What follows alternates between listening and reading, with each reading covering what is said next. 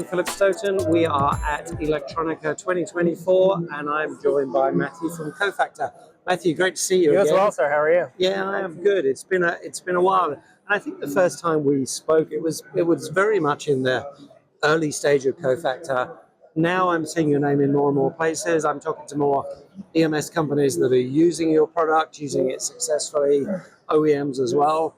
Tell me a little bit about the journey over the last couple of years and the level of adoption that you've seen within the industry. Yeah, I mean, we've seen a lot of growth over the past few years, and I think that's only accelerating, both on the EMS and contract manufacturing side of things, as well as the OEM side. So on the EMS, CM side, I would say, especially in this kind of, we'd consider the mid-market, so they are sort of like, $50 to $150 million a year. CM, especially ones that do a lot of quick turn or do a lot of very regulated work, so aerospace and defense, medical device manufacturing. We've seen a lot of excitement and adoption among folks on that side.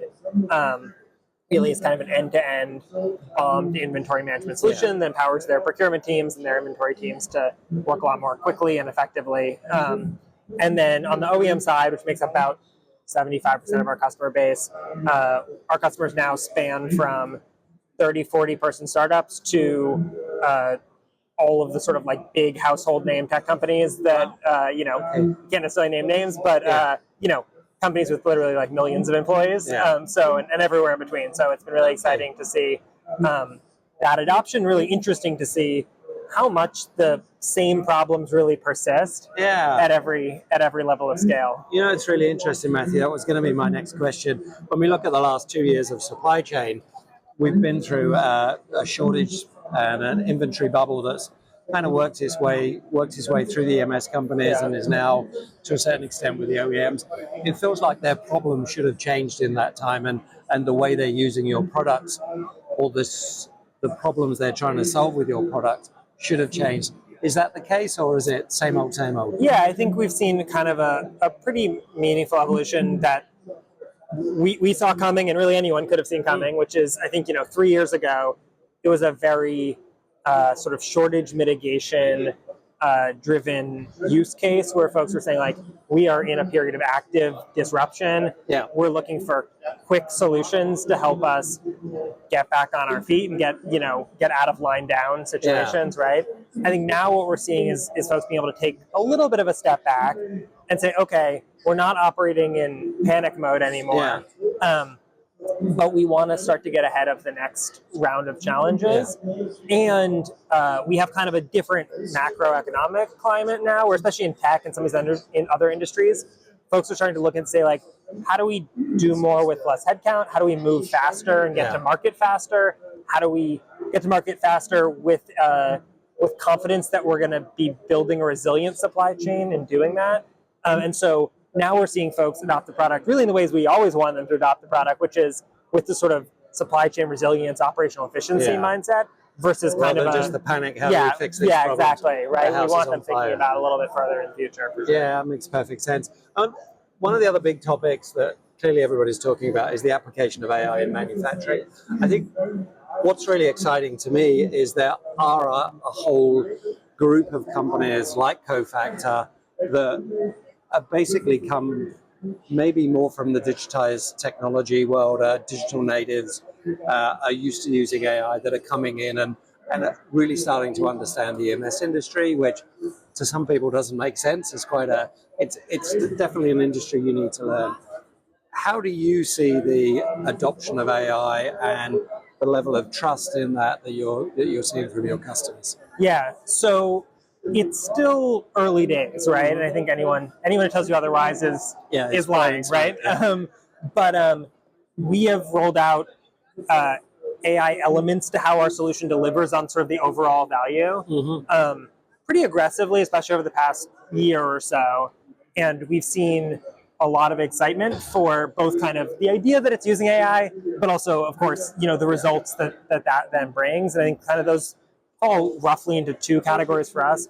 One is sort of supplier communication document processing, right? So EMSs or OEMs deal with really, really massive amounts of supplier communications, PDFs, scanned documents like packing slips, things like that. And there's a lot of really valuable and sometimes regulatorily required information trapped in those documents. And we've developed AI solutions that are sort of extraordinarily good at the really specific, really challenging documents that we deal with in EMS, right? Anyone has seen what a packing slip from a distributor looks like.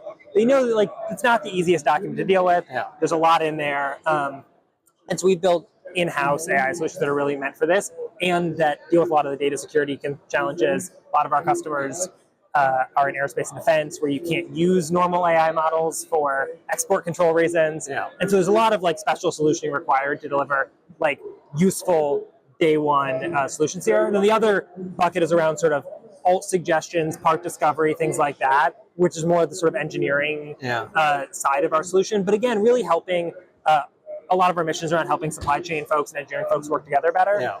And this is an area where the AI is really helpful to kind of help the engineers understand the supply chain considerations, help the supply chain folks understand the engineering considerations, and kind of help more efficiently bridge that gap and cut down on email chains and things.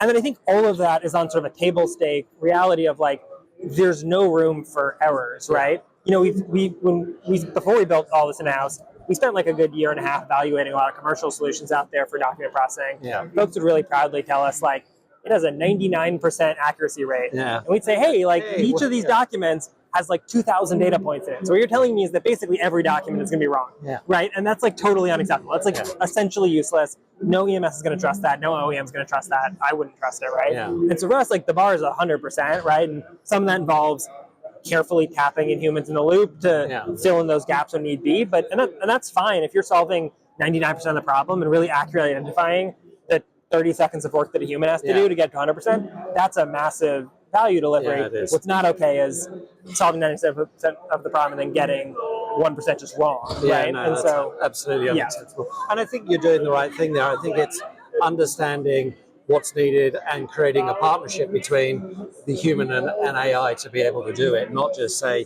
we need to shift this from human to AI and we're happy to accept the odd hallucination that means we're going to buy $1 million worth of components we don't need. So, you know, I think it's fascinating when I look at the tech wreck, as it was called in 2000, there was this massive inventory overhang, and I thought, surely we've learned from that. But when I look at the shortages over the last 2 years and what's happened as that market's turned down as a result of the inventory bubble being with customers, we see a similar situation. So we definitely need to have that digital transformation and that AI support in the industry. So. Yeah, I think that's right. It's really hard to learn from, like I think even if folks conceptually learn their lesson, it's really hard to kind of actualize that learning. Especially when the house is on fire. When the house is on fire and it's all run in spreadsheets and you know ERP systems that can be challenging to really get the information you want out of them. Yeah. And so I think multiple systems. Exactly, multiple systems, right? So there's a lot of exciting room for the industry, from the component makers to the distributors to EMS to OEMs, to really start to have much better kind of digital connectivity. And I think we're starting to see a real sea change in excitement from the distribution side, from the component manufacturer side around coming to the table and being collaborative on those solutions. But it's going to be a process, of course. Yeah. Well, congratulations on the adoption you're having. Thank you. Congratulations on the success of the business. I wish you continued success. Thanks, sir. And thanks for talking to me. Yeah, good to see you as always. Thank you.